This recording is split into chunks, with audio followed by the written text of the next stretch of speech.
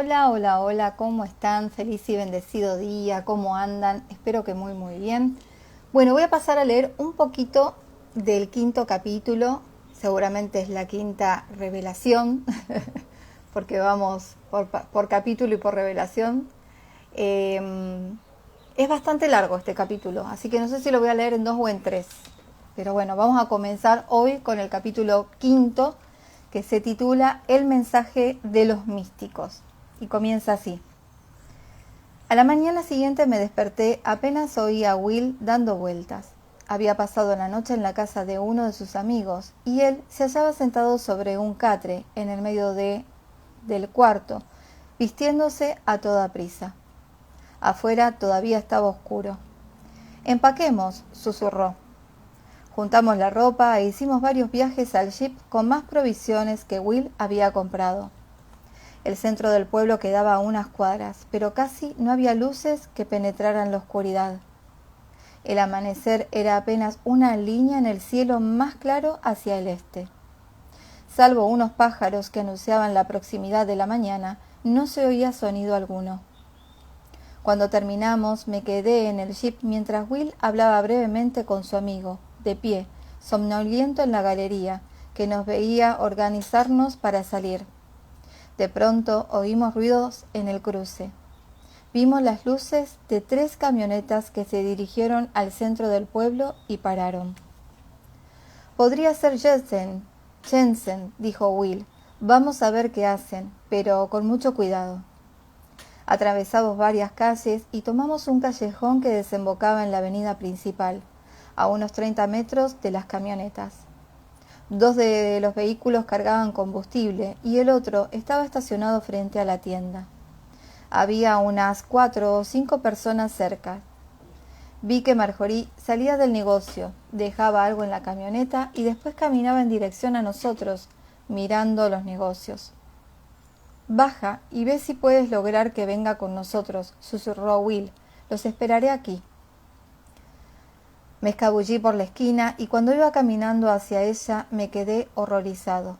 Detrás de Marjorie, frente al negocio, vi por primera vez que varios de los hombres de Jensen cargaban armas automáticas. A los pocos instantes mi espanto se intensificó. En la calle transversal, soldados armados se acercaban con sigilo al grupo de Jensen. En el preciso instante en el que Marjorie me vio, los hombres de Jensen vieron a los otros y se dispersaron. Una ráfaga de metralla llenó el aire. Marjorie me miró con terror en los ojos. Me abalancé sobre ella y la tomé del brazo. Nos metimos en el callejón siguiente. Se oían cada vez más disparos en medio de aireados gritos en español. Saltamos por encima de una pila de cajas vacías y caímos con las caras casi juntas. «¡Vamos!», grité, y me puse de pie. Marjorie se incorporó y me tiró hacia abajo otra vez indicándome que mirara al final de la calle. 2 hombres con armas se hallaban escondidos de espaldas a nosotros, mirando hacia la otra calle. Nos quedamos helados. Después los hombres cruzaron la calle y siguieron camino hacia la zona boscosa que había alrededor. Sabía que debíamos volver a la casa del amigo de Will al jeep. Estaba seguro de que Will iría allí. Avanzamos con cautela hasta la calle siguiente. Por la derecha se oían disparos y gritos, pero no se veía a nadie. Miré hacia la izquierda, nada por ahí tampoco, ningún indicio de Will. Supuse que había huido. «Corramos al bosque», le sugería a Marjorie, que ahora estaba alerta y parecía más resuelta. «Después seguiremos por la orilla del bosque y tomaremos a la izquierda. El jeep está estacionado allí». «De acuerdo». Cruzamos rápidamente la calle y nos alejamos más o menos unos 30 metros de la casa. El jeep seguía allí, pero no se veía movimiento por ninguna parte. Cuando nos disponíamos a lanzarnos por la última calle, un vehículo militar dio la vuelta a la esquina hacia la izquierda y avanzó lentamente en dirección a la casa.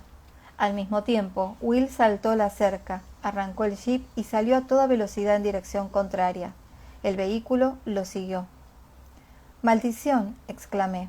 «¿Y ahora qué hacemos?», preguntó Marjorie nuevamente llena de pánico. Se oían otros disparos en la calle de atrás, esta vez más cerca. Adelante, la selva se hacía más espesa y trepaba por el cordón que se destacaba sobre el pueblo y corría de norte a sur. Era el mismo que había visto antes desde el promontorio. «Vamos a la cima», grité. «Apúrate». Subimos varios cientos de metros por la montaña. En una saliente nos detuvimos y nos volvimos para mirar el pueblo. Vehículos militares parecían brotar de todas partes y numerosos soldados realizaban un patrullaje casa por casa. Más abajo, en la base de la montaña, oía voces apagadas. Seguimos escalando la montaña. Lo único que podíamos hacer era correr. Seguíamos el cordón hacia el norte toda la mañana, deteniéndonos solo para agazaparnos cuando pasaba algún vehículo paralelo a la montaña a nuestra izquierda. La mayor parte del tránsito eran jeeps militares color gris acero, como los que habíamos visto antes, pero cada tanto pasaba algún vehículo civil. Irónicamente, el camino era como un mojón y un punto seguro frente a la naturaleza salvaje que nos rodeaba. Más adelante, los dos cordones se acercaban y sus pendientes se volvían más abruptas. Salientes dentadas de rocas protegían el valle que había entre ellas.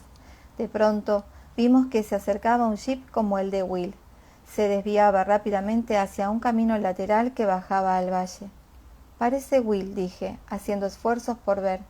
«Bajemos», propuso Marjorie. «Espera un momento. ¿Y si es una trampa? ¿Y si lo capturaron y utilizan el jeep como señuelo?» Su expresión se entristeció. «Espera aquí», dijo. «Bajaré yo. Tú, obsérvame. Si todo está bien, te haré señas para que me sigas». Aceptó a regañadientes. Empecé a bajar la montaña, empinada hacia el lugar en que había estacionado el jeep. Entre el follaje vi vagamente que alguien bajaba del vehículo, pero no podía distinguir quién era. Aferrándome a arbustos y ramas, me abrí camino entre las salientes.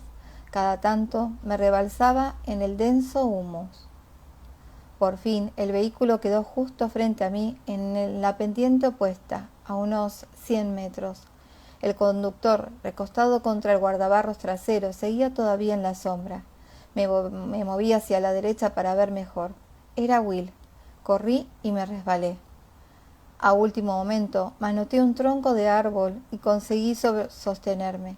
Mi estómago se encogió de miedo, ya que si seguía me esperaba una caída de 9 metros o más. No me había muerto por un pelo. Sin soltarme del árbol me incorporé e intenté atraer la atención de Will. Él observaba la parte superior de la montaña sobre mi cabeza y en un momento sus ojos se posaron en mí.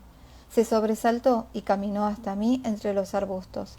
Le hice una seña para que viera la hondonada. Estudió el suelo del valle y me gritó: «No veo la forma de cruzar. Tendrás que bajar al valle y cruzar ahí». Asentí con la cabeza y estaba a punto de hacerle señas a Marjorie cuando vi acercarse un vehículo a lo lejos. Will subió volando a su jeep y volvió al camino principal.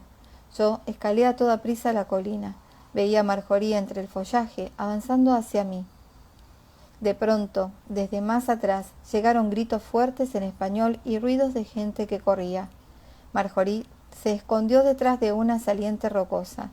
Yo cambié de rumbo y corrí lo más silenciosamente que pude, hacia la izquierda. Mientras corría, trataba de divisar a Marjorie entre los árboles. La vi justo en el momento en que gritaba con fuerza mientras 2 soldados la tomaban por los brazos y la obligaban a ponerse de pie. Seguí corriendo pendiente abajo, siempre agachado con su mirada... Seguí corriendo pendiente abajo, siempre agachado con su mirada aterrada fija en mi mente. Una vez en lo alto del cordón, volví a dirigirme hacia el norte.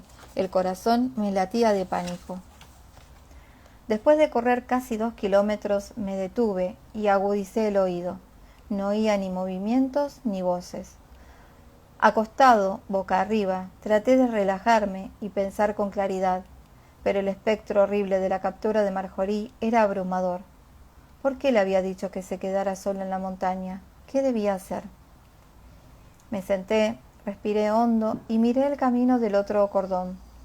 Mientras corría no había visto nada de tránsito. Volví a escuchar atentamente nada, excepto los ruidos habituales de la selva. Poco a poco empecé a calmarme. Después de todo, Marjorie solo había sido capturada. No era culpa de nada, excepto de huir de un tiroteo. Probablemente la retendrían hasta que establecieran su identidad auténtica científica. Una vez más seguí hacia el norte.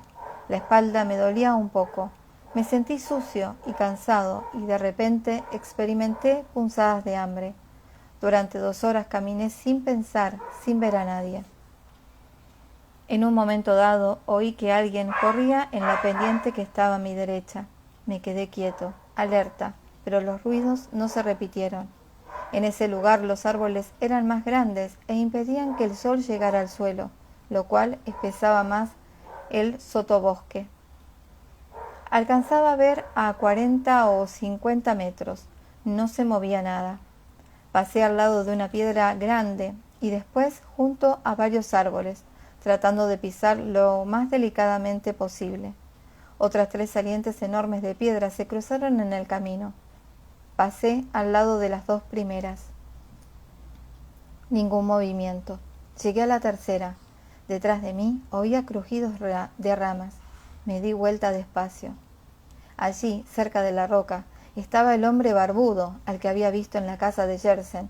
Tenía la mirada salvaje, los brazos le temblaban en tanto me apuntaban al estómago con un arma automática. Parecía esforzarse por recordarme. «Espera un momento», balbuceé. «Conozco a Jensen». Me miró con más atención y bajó el arma.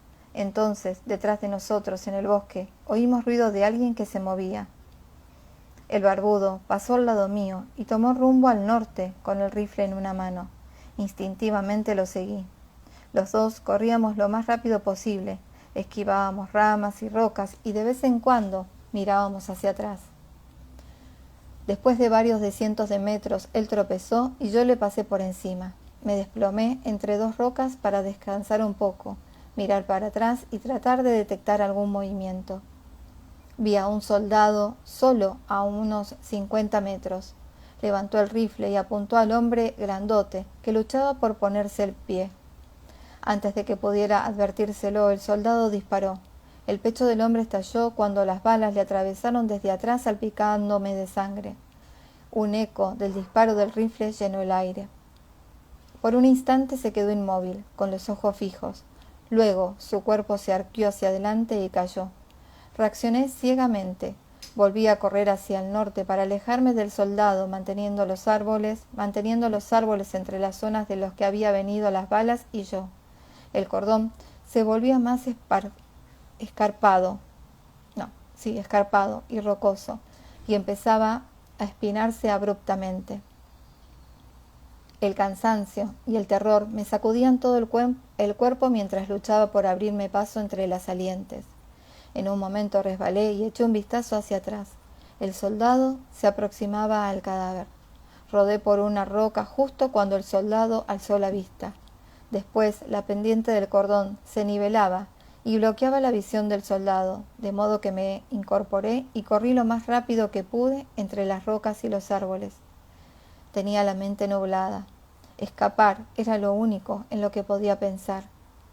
Aunque no me atrevía a darme vuelta, estaba seguro de oír al soldado corriendo más atrás. El cordón subía más todavía y pensé que mi decisión de seguir adelante, mis fuerzas empezaban a flaquear.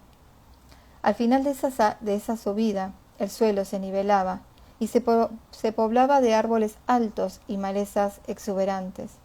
Más atrás se alcanzaba la cara de una roca que tuve que escalar con cuidado buscando huecos para asirme con manos y pies.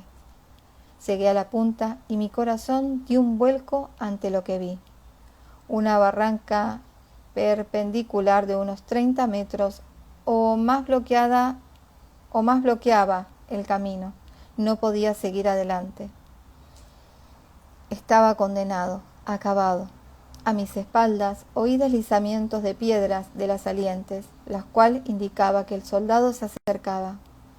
Caí de rodillas, me sentí exhausto, agotado, y con un suspiro final me di por vencido y acepté mi destino. Sabía que pronto me alcanzarían las balas, y curiosamente, como final para tanto terror, la muerte me parecía casi un alivio bienvenido. Mientras esperaba, mi mente revivió los domingos de la infancia y la inocente contemplación de Dios. ¿Cómo sería la muerte? Traté de abrirme a la experiencia. Después de un largo periodo de espera, durante el cual no tuve noción del tiempo, de repente tomé conciencia de que no había pasado nada. Miré alrededor y por primera vez vi que me encontraba en el pico más alto de la montaña. Otros cordones y acantilados caían a lo lejos, permitiéndome una vista panorámica en todas las direcciones. Un movimiento atrajo mi mirada. A lo lejos, muy abajo, en la pendiente que daba al sur, iba caminando el soldado con el arma perteneciente al hombre de Yersen, que colgaba de un brazo. Sentí calor en el cuerpo, invadido por una risa silenciosa. Había sobrevivido. Me di vuelta, me senté con las piernas cruzadas y saboreé la euforia. Quería quedarme ahí para siempre. Era un día espléndido de sol y cielo azul. Mientras estaba allí sentado me sorprendió la proximidad de las lejanas colinas púrpura, o más bien, la sensación de que estaba cerca. La misma percepción tuve respecto de los pocos copos de nubes blancas que se movían en el cielo. Sentí que podía estirarme y tocarla con las manos. Al estirarme hacia el cielo noté que sentía mi cuerpo de otra manera. Había alzado el brazo con increíble soltura y mantenía la espalda, el cuello y la cabeza perfectamente derechos sin ningún esfuerzo. Desde mi posición, sentado con las piernas cruzadas, me incorporé usando los brazos y me estiré. La sensación era de una levedad total. Al contemplar las montañas distantes, noté que había una luna diurna a punto de ponerse. Parecía estar en cuarto creciente y colgaba en el horizonte como una taza invertida. Instantáneamente entendí por qué tenía esa forma. El sol, a millones de kilómetros sobre mí, brillaba solo sobre la punta de la luna que se hundía. Pude percibir el límite exacto entre el sol y la superficie lunar, y ese reconocimiento de alguna manera amplió mi conciencia material aún más rápido. Imaginé la luna ya hundida en el horizonte, y la forma exacta reflejaba que debía de prestar a los que habitan más... Imaginé la luna ya hundida en el horizonte, y la forma exacta reflejaba que debía prestar a los que habitaban más al oeste. Después imaginé qué aspecto tendría cuando pasara exactamente debajo de mí al lado del planeta. Allí la gente la vería llena porque el sol sobre mi cabeza brillaría pasando la tierra y daría de frente sobre la luna. Este cuadro hizo subir una ráfaga de sensaciones por mi columna y mi espalda pareció enderezarse aún más cuando experimenté que la misma cantidad de espacio que comúnmente sentía sobre mi cabeza también existía debajo de mis pies, al otro lado del globo. Por primera vez en mi vida supe que la redondez de la Tierra no era un concepto intelectual, sino una sensación real. En un nivel, esa conciencia me excitaba, pero en otro resultaba perfectamente común y natural. Todo lo que quería hacer era sumergirme en la sensación de estar suspendido, flotando en un espacio que existía en todas las direcciones. Más que tener que impulsarme fuera de la tierra con las piernas mientras estaba allí parado, resistiendo la gravedad de la tierra, sentía que algo me retenía por una fuerza ascensional interna, como si estuviera lleno, como un globo, de helio suficiente para flotar sobre el suelo y tocar apenas con los pies. Era como hallarme en un estado atlético perfecto después de un año de ejercicio intenso, solo que mucho más coordinado y liviano. Me senté de nuevo en la roca y otra vez todo me pareció cercano.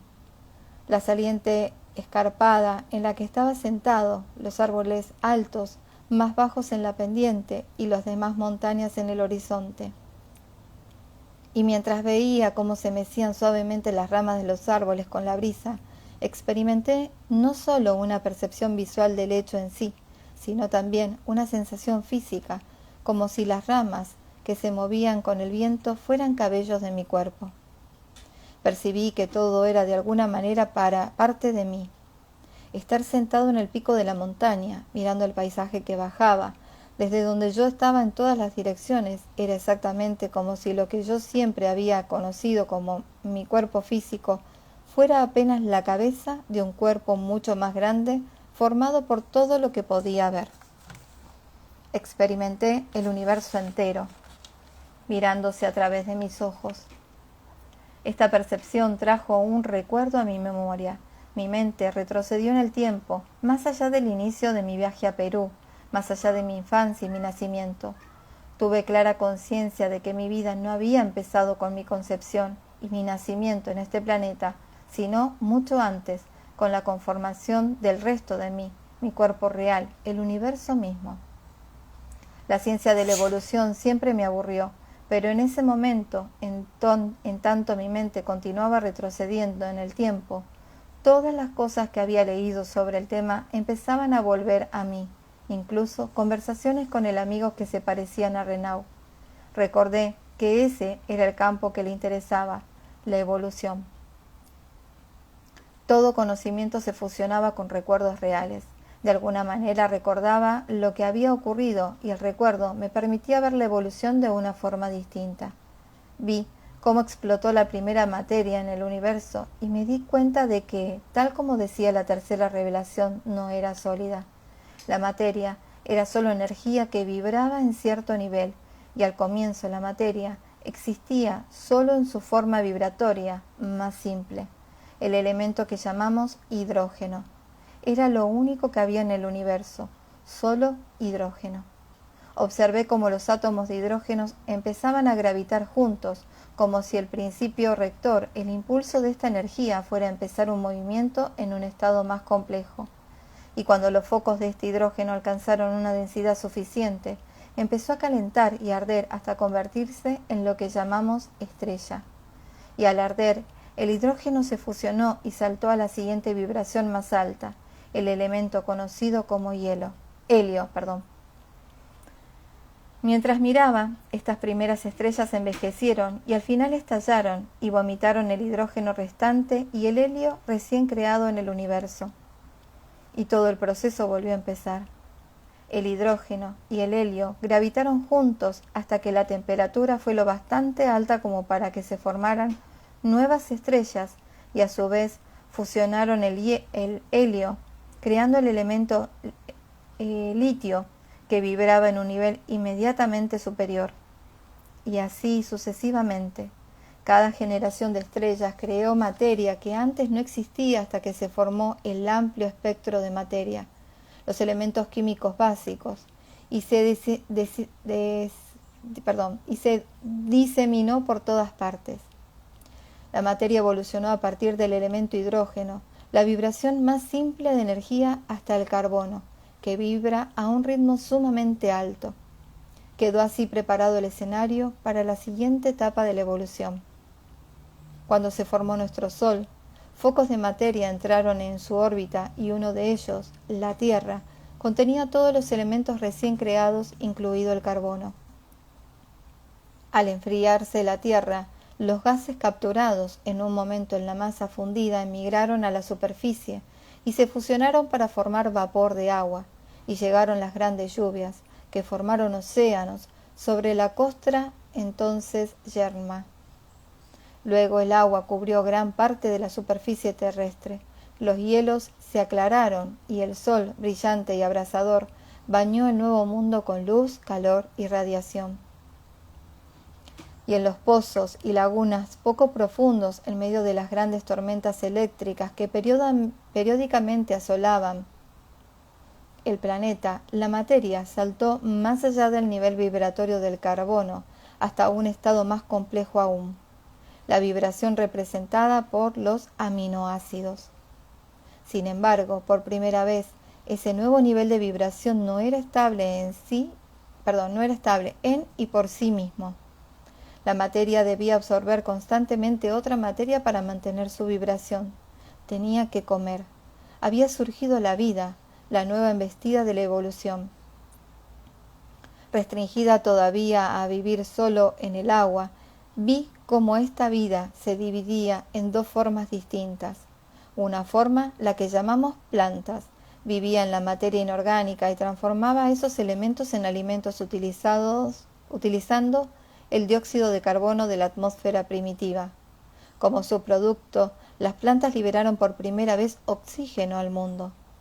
La vida de las plantas se difundió con rapidez en los océanos y al fin también en la tierra. La otra, la que llamamos animales, absorbió solamente vida orgánica para sostener su vibración. Los animales llenaron los océanos en la gran era de los peces, y una vez que las plantas hubieran liberado suficiente oxígeno en la atmósfera, empezaron su propio camino hacia la tierra. Vi cómo los anfibios, mitad peces, mitad algo nuevo, abandonaban el agua por primera vez y desarrollaban pulmones para respirar el nuevo aire. Luego, la materia volvió a dar un salto a los reptiles y estos cubrieron la Tierra en el gran periodo de los dinosaurios. Después aparecieron los mamíferos de sangre caliente y a su vez cubrieron la Tierra, y me di cuenta que cada especie que surgía representaba vida, materia, que pasaba a la vibración inmediatamente superior. Al final, la progresión terminó. En el pináculo quedó la humanidad. La visión terminó. En un solo pantallazo había visto toda la historia de la evolución, la historia de la aparición de la materia y su posterior desarrollo, como si siguiera un plan trazado hacia vibraciones cada vez más elevadas, creando las condiciones exactas para, por último, surgieran los seres humanos, para que surgiera cada uno de nosotros en tantos individuos.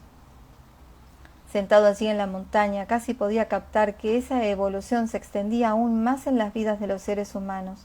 Una evolución más profunda se relacionaba de alguna manera con la experiencia de las coincidencias en la vida. En esos hechos había algo que nos llevaba adelante en la vida y creaba una vibración más alta que impulsaba a su vez la evolución hacia adelante. Sin embargo, pensé a mis esfuerzos. No lograba comprender. Durante un rato largo permanecí sentado en este precipicio rocoso, consumido por la paz y la plenitud. De repente tomé conciencia de que el sol empezaba a ponerse al oeste. También vi a 1,5 kilómetros de allí, hacia el noroeste, había una especie de pueblo. Podía distinguir las formas de los techos. El camino del cordón occidental parecía terminar directamente ahí. Me levanté y empecé a bajar entre las rocas. Reí con todas mis fuerzas. Todavía seguía conectado con el paisaje, de modo que sentía que caminaba junto a mi propio cuerpo, y más aún, me exploraba zonas de mi propio cuerpo. La sensación era regocijante. Bueno, voy a dejarlo hasta ahí, porque es bastante más largo. Ya mañana termino esta lectura del capítulo 5. Voy a dejar acá, voy a dejar una marquita, a ver cómo lo puedo marcar, si tengo un lápiz. ¿Tenés un lápiz ahí, Juanji? Bueno, seres bonitos, hasta acá entonces la lectura del día de hoy. Pero un lápiz con punta. Espero que lo hayan disfrutado como lo disfruté yo al leerlo. Me sumergí completamente en este capítulo número 5, me encantó. Ver la creación, ¿no? Nunca lo había leído tan claro, nunca lo había entendido tan clara cómo fue la evolución desde el momento cero. Bueno, muchas gracias. Ahora lo voy a subir a YouTube. Recuerden que pueden compartir. Gracias a todos los que pasaron un ratito, a los que lo van a ver después. Ahí estuvo mi amiguita San, qué ternura, Nami, sí. Estuvo Sara, Lau, bueno, muchas gracias. Gracias a todos los que estuvieron un rato, a los que lo van a ver después. Recuerde que pueden compartir y darle me gusta y un comentario, eso ayuda muchísimo a la cuenta a que siga creciendo y expandiéndose. Así que, bueno, y acá viene de nuevo la gata con su juguete, miren. Me trae su juguetito para que se lo tire. Cada vez que me ve leer, bueno, ella quiere jugar. Bueno, nos vemos. Que tengan un lindo fin de semana. Nos vemos. Chao, chao.